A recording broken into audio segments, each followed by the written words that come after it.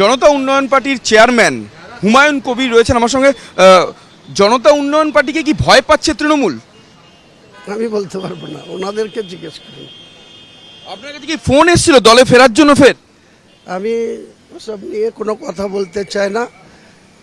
তৃণমূল কংগ্রেসকে যারা পরিচালনা করছে, আজকে বাংলার মুখ্যমন্ত্রী নিজেই বলেছেন যে তিনারা কোনো সিদ্ধান্ত নেন না, তিনাদের পেপারসপত্র, ক্যান্ডিডেট কোথা থেকে রেকমেন্ড হয়, কারা কালেকশন করে।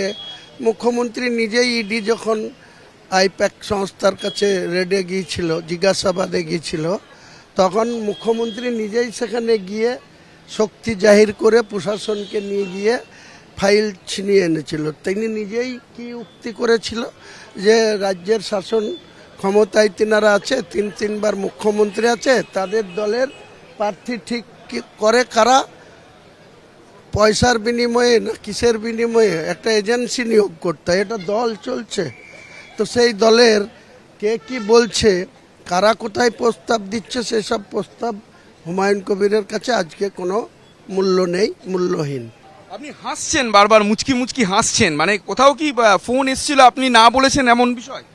আমি বললাম আপনাকে এইসব ব্যাপারে আমি কোনো কথা বলবো না।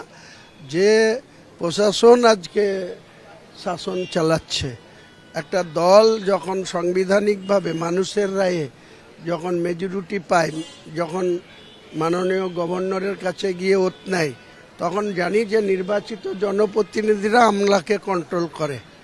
এখন দেখছি আমলারাই মুখ্যমন্ত্রীকে কন্ট্রোল করছেন। সেই আমলাদের পক্ষ থেকে কাউকে কাউকে বিভিন্ন পদ দিয়ে, বিভিন্ন পদের সৃষ্টি করে সেখানে পাঠিয়ে কি করতে চাইছেন ওনাদেরকে জিজ্ঞেস করুন, ওনারা বলবেন, ক্লিয়ার করবেন। মানে সংখ্যালঘু ভোট হাতছাড়া হবে সেই ভয়েই কি বিধানসভা ভোটের আগে এরকম বিভিন্ন প্রস্তাব আসছে? নিশ্চিতভাবে সংখ্যালঘুদেরকে শুধু ভোট ব্যাংক হিসাবে ব্যবহার করা হয়েছে।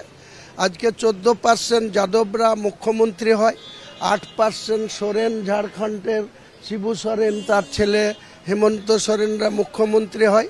বাংলায় 37% মুসলমান, তাদের জনপ্রতিনিধি এমএলএ 90টা হওয়া উচিত।